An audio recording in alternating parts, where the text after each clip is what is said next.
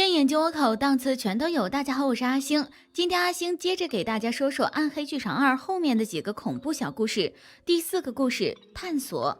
故事发生在一个餐厅里，餐桌上2男2女正坐着吃饭聊天，他们看上去像是第一次见面，大概是女孩们不太满意男方，于是刚吃完就表示有事要先走。听到这话，2名男子也不傻，怎么能让即将到手的肥肉就这样溜掉？于是他们提出要一起走。可当结账的时候，众人都被上面的消费金额给惊住了，他们没想到这里的消费居然这么高。一时间，2名男子感觉脸上有些挂不住，他们开始磨磨蹭蹭的一直不结账。其中一个女孩实在看不下去，便提出要不大家就 AA 吧。听到这话后，2名男子立刻表示好，那咱们就 AA 吧。听到这样的回答，2名女子直接愣住了，她们停下了拿卡的动作。同时，蓝衣女子抱怨道：“我们说的 AA 只不过是客气下，你们怎么能当真？”这话让其中一名男子有些不舒服，他也不再客气的表示：“我们也没说过这一顿是我们请客呀。”就这样，由于意见不合，两方直接在餐馆里吵了起来。白衣女子激动的表示：“我出来吃饭从来就没买过单。”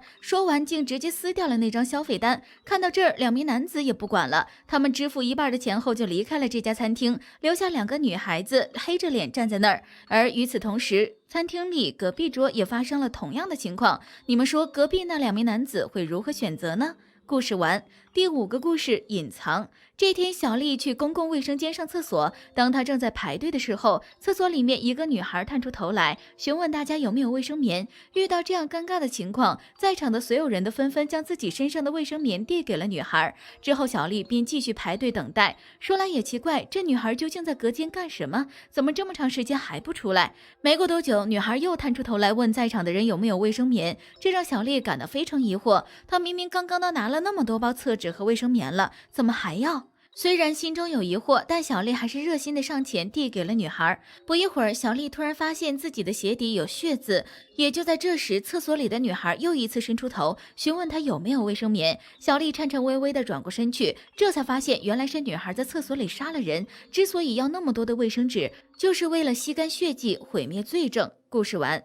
第6个故事，触摸。这个故事的主角是一对夫妻，妻子在怀孕后总感觉丈夫有出轨的迹象，她透过门缝发现丈夫正在跟人聊天，于是她试探性的打开房门叫丈夫，结果丈夫的第一反应是赶紧将手机藏了起来。果然，女人的第6感是准确的。后来妻子偷偷翻阅了丈夫的手机和背包，她发现丈夫是在一个聚集已婚寂寞男女的软件里聊天，为此妻子也注册了一个账号，不过用的不是她本人的头像。账号才刚刚注册没多久，就有很多饥渴的男人来找她聊天，而她的丈夫也正在这群人之中。就这样，妻子伪装身份，开始每天在软件上与丈夫聊天。这一天，妻子接到了软件的工作人员打来的电话，工作人员想邀请她拍一组孕妇专栏的写真，并表示会保护她的隐私，不让她露脸。妻子觉得自己的丈夫一定会喜欢这种照片，于是便答应了。到了晚上，她以网友的身份将写真发给了丈夫。丈夫看到后果然变得很激动，